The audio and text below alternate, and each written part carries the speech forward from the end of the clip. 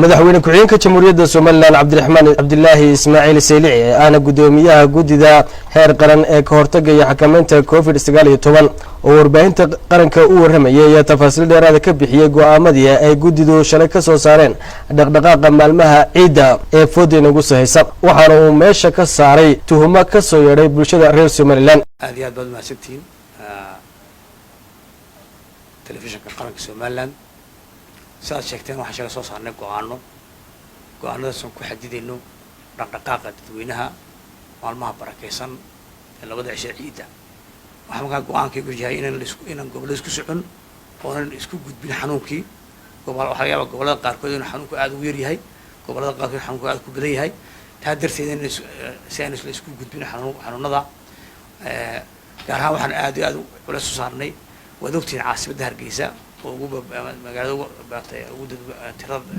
gobdhishka badan leh dhalinyarteen waxay caado ahayd in laba magaalo dalxiiska aad u tagaan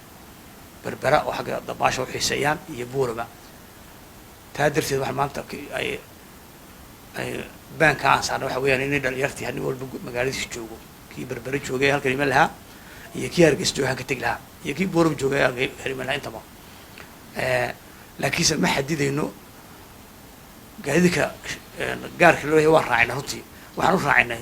inaan culays uga dhigno in baabuurta gaarka loo leeyahay aynan ka dhiganay free oo iyaga u dhoodinta carruur soo wada qaadaan suuqa hoose isku imanin oo magaalooyinka magaalada dhexdeeda isku keenin laakiin qofka looma diidayo in carruurtiisa oo gaar u tamashlata ama meel dalxiis geeya ama beeraha jaarkeena ama marka waxaan leeyahay Hargeysa waxa u bannaan inay wixii kasoo arabsiyo abaarso iyo wixii ka sokaya degmada Hargeysa ay ku xadidmaysaa xaggana ilaa Dacarbur way ku xadidmaysaa magaalo kastaba inta degmadeeda ah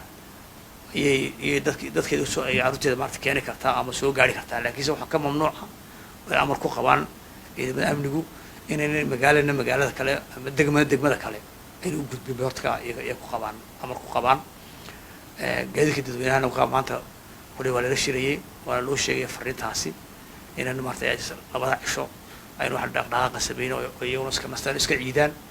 madaxweyne ku-xigeenka jamhuuriyadda Soomaaliland oo hadalkiisa si wata waxa uu bulshada reer Soomaaliland ugu baaqay in ay ka feejignaadaan meelaha ay bulshadu ku kulanto isla markaasina ay ka fogaadaan wax kale aad u adkaynayaan gaadiidku ma dadka isdhexgalkooda inay dadku urur badan sameeyaan oo dheeladeena ciido kale waa la dadku waxay sameeyaan casuumada iyo xaflado ay sameeyaan inayna xaflado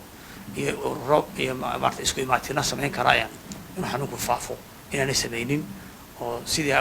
hore u xidhnaa walba ururadu iyo isku imaatiku sidaa darteed waxaan kow ka dhignay inaanan wax guud ahaan wax urura oo ciidda sidii iyadoo maalmo aad u qiimo badan ugu ah xagga islaamka haddana dhibaatada jirta awgeed iyo darrada maanta dhacday inaynan la isku iman oo kow laga bilaabo masaajidii aan la isku imanin ama garoomadii lagu tukanayay maadaama ciidu ama salaada ciidu salaad sunnah tahay in cid walba ay naga midii shacabka reer Soomaaliland ay guryahooda ay ku nagaadaan kuna tukadaan laba inaan gobolada guud ahaan labada cisho ayna wax isku socodayeen isku soconin oo gaadiidka dadweynaha dhamaantii hadduu u kala baxayo gobolayo hadduu ka dhex shaqeynaya magaalooyinka waaweyn sida Hargeysa Burco iyo Berbera gaadiidka ka dhex shaqeynaya gaadiidka dadweynaha iyagana joojinay iyadoo mar walba ka duulana inay abuuraan urur maadaama ciidii farxad tahay in baskii 20-50 carruur ay fuulaan wadamada maanta ku saroobaan oo qof kaliya ama laba qof xanuun qabaaye maarta hawshaasi ummadda xanuun gaarsiiyaan. gabagabadii madaxweyne ku-xigeenka jamhuuriyadda Soomaaliland Cabdiraxmaan Cabdilaahi Ismaaciil Saylici waxa uu ka hadlay arrimo ku saabsan waxbarashada dalka iyo dugsiyada. wax ka mid ah xagga waxbarashadii waxaan nidhi maradii bishii fasxi caadiga kulli bilaami bishii 6 sanakan imika wax ka hadhanay wax 9 cisho tahay waxaan isla garanay fasxi caadiga carruurtiisa ku dhaay galaan iyagoo laakiin muddada fasaxa ay ka daalaan karaan ama kala socon karaan casharadoodii telefishinka qaranka ee ka socoto casharadooda laakiin fasxi caadiga baan gelinay ilaa 2 bilood waxaan nidhi waxbarashada ilaa 12 July la gaadhayo fasax haddii ilaahay xanuunka waqti inaga joogsado in iskuullada markaa bisha sideedaadkooda dib loo furo malcaamadaha iyaga qudhooda wax ka dhigno bisha June inay xidhnaadaan iyo inta bisha ka hadhay oo iyagana bisha dib loo furo July koodeeda iyadoo furitaan kasta iyo cid kastoo la fasaxayana lagu fasaxi doono iyadoo habraaca caafimaadka raacayo oo kolaba intii hore ilaa laga gaadhay in xanuunkaasi si bulshada ka dhex baxayo mar walba waxaa raaci doonaa cid kastoo la fasaxo